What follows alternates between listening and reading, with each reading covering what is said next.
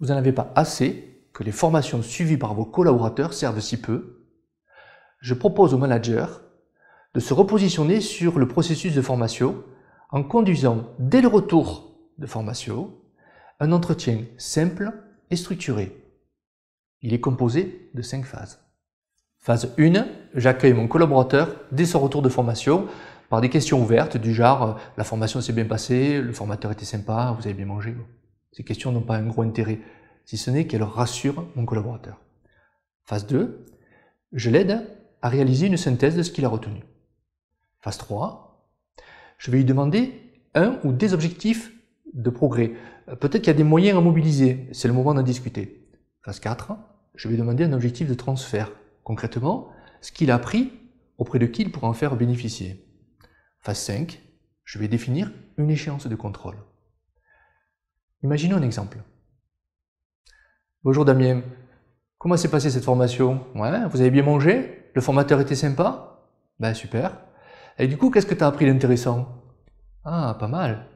Dis-moi, j'ai vu tel point sur le programme, tu peux m'en dire plus? Ah, génial. Et du coup, qu'est-ce que tu vas en faire de tout ça? Qu'est-ce qui va se voir dans les semaines à venir? Ah, parfait.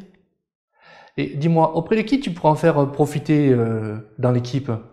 Tiens, semaine prochaine, il y a une réunion d'équipe justement. Tu pourrais pas nous faire un débrief, disons une demi-heure?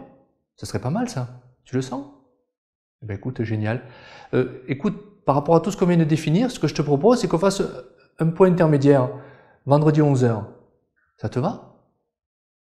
À quelles conditions cet entretien fonctionne? Déjà au préalable, j'en informe mon collaborateur qu'on aura un entretien suite à son retour de formation.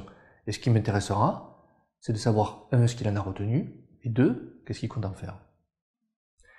Mais ce qui prime, c'est que ma démarche soit portée surtout par des valeurs essentielles. Exigence, détermination sont présentes, c'est évident. La considération aussi, parce que j'écoute les réponses de mon collaborateur avec attention. Mais aussi et surtout l'entraide, parce que c'est d'aider son collaborateur que de conduire un tel entretien.